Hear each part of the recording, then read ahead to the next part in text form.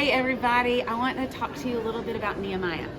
I have just been absorbed with this book lately, and I've been studying it and studying it. And I really feel like it's a message for our time right now. And it started for me when I was talking to some pastors in Nicaragua about what it means to work together. Because we're not just taking one denomination and moving forward with that. What we're doing is it's saying we're the body of Christ. We got to all work together. And so as I started looking at Nehemiah, I saw the fact that there was a destroyed wall. And so Nehemiah had grief in his heart and said, I got to go back and make this repairs. We got to do this together. So when he went back, he examined the walls, he saw that they were destroyed, and then they started the process of rebuilding.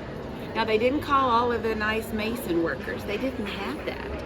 They said, okay, you do this section, you do this section, you do this section. And so all these different people did what was in front of them. And it was taking the rubble.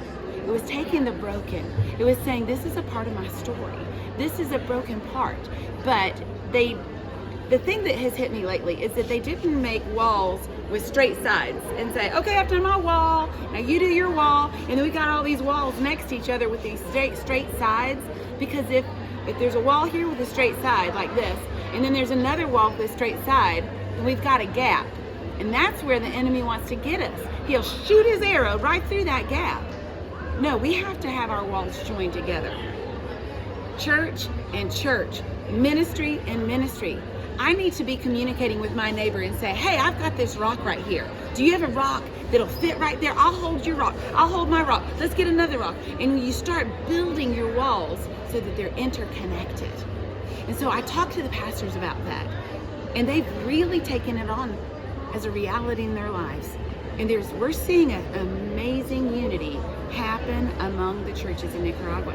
And I believe with all my heart that as Shake the Nations and Mountain Gateway has done this, and as the pastors of Nicaragua are doing this right now, that we are seeing John 17, the prayer of Jesus, that we would be one as he and God, the Father, are one. We're seeing that happen right now. We're seeing that reality, and it's changing a nation. I also believe this can happen in America. I encourage you, rebuild the wall. Take what you might even call the rubble of your life. Take those things that you're like, this has been destruction. God says it's not over. Start rebuilding right there with your family. Go read Nehemiah 3 and 4. Well, the whole book. But 3 and 4 right there is starting to talk about the fact that they weren't professional wall builders. They were the priests. They were just normal old people with a family. There was a man with his daughters. There was goldsmiths. There's merchants. They took their section, but they joined together and they made the wall complete. As we have the opportunity to be the answer to Jesus' prayer, we will find that we can do more together than we could by ourselves. So pick up what's in front of you, work hard, and join with your neighbor, and let's be unified, and we will see a change. We're seeing it in Nicaragua, and we'll see it here. Wherever you are, God will make a difference.